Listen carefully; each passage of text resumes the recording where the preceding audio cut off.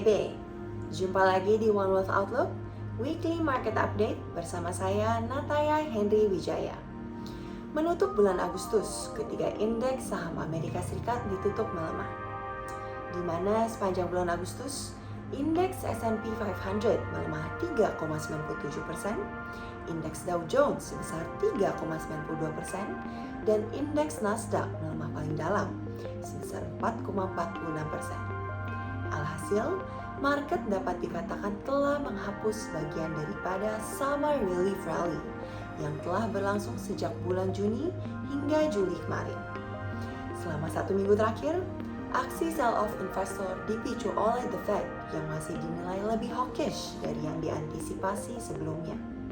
Setelah Ketua Fed Jerome Powell menyatakan bahwa prioritas masih tertuju pada penurunan level inflasi kembali ke level rata-rata 2%. Komentar ini juga didukung oleh Loretta Mester, Gubernur Fed dari Cleveland, di mana sebelum The Fed dapat melakukan pivot, suku bunga dapat menyentuh level 4% terlebih dahulu di awal tahun depan.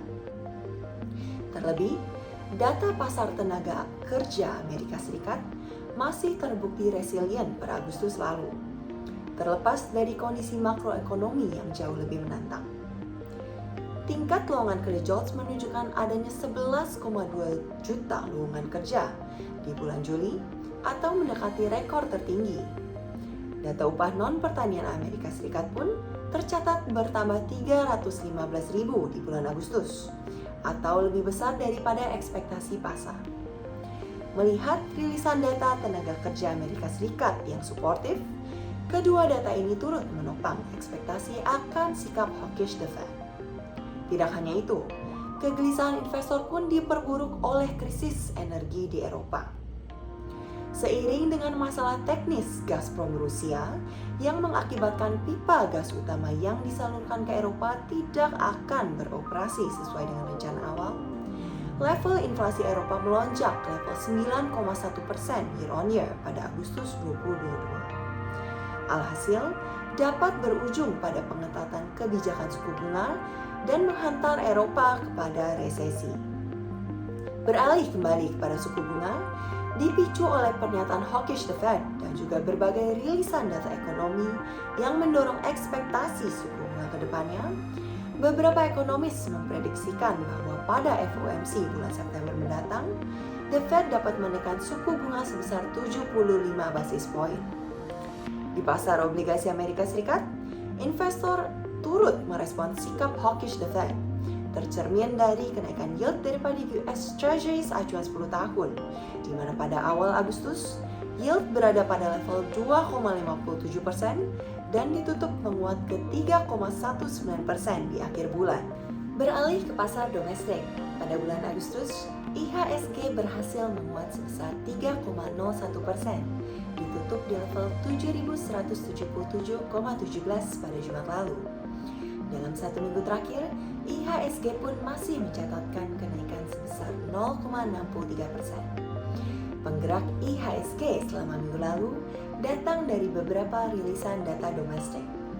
Pertama, data PMI manufaktur versi S&P Global Indonesia yang menandakan ekspansi meningkat 0,4 poin dari bulan sebelumnya ke level saat ini di 51,7. Kenaikan tersebut pun sekaligus menandakan akselerasi PMI manufaktur dalam 2 bulan berturut-turut, sehingga mengindikasikan suportifnya momentum pemulihan ekonomi Indonesia hingga saat ini. Di sisi lain, katalis positif juga datang dari level inflasi di bulan Agustus, di mana terjadi deflasi sebesar 0,21%. Sehingga secara year on year, inflasi tercatat sebesar 4,69%, turun dari level sebelumnya di bulan Juli yaitu 4,94%. Deflasi ini ditopang oleh deselerasi kenaikan harga makanan, minuman, dan transportasi. Namun, inflasi inti meningkat ke 3,04% dari 2,86% pada bulan sebelumnya. Hal ini mengindikasikan terdapat penyebaran tekanan harga. Hari Sabtu lalu, pemerintah Indonesia memutuskan untuk menaikkan harga BBM yang mendatang setelah berbagai komentar yang disampaikan oleh pemerintah terkait membengkaknya anggaran subsidi, di mana kompensasi sebesar 502 triliun rupiah yang telah dialokasikan untuk tahun ini diantisipasi akan habis pada bulan Oktober mendatang. Harga BBM Pertalite naik sekitar 30% menjadi Rp10.000 per liter dan Pertamax naik sebesar 20% menjadi Rp14.500 per liter.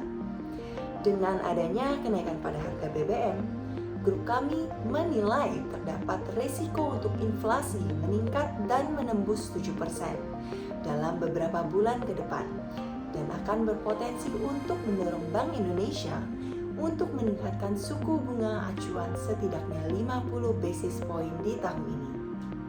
Namun, selama 1 minggu terakhir untuk pasar obligasi, imbal hasil obligasi pemerintah tenor 10 tahun masih bergerak cukup stabil di level 7,12 hingga 7,17%.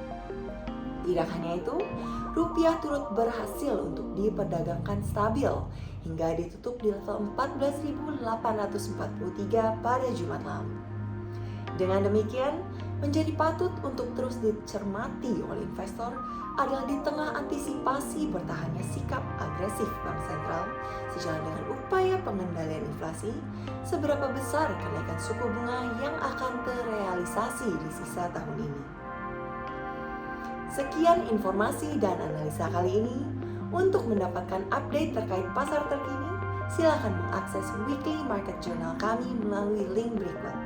Dan jangan lupa untuk memfollow kami dengan cara mengklik tombol subscribe. Saya Nataya Hendri Wijaya, nantikan One World Outlook berikutnya di minggu depan. Salam TAYTB.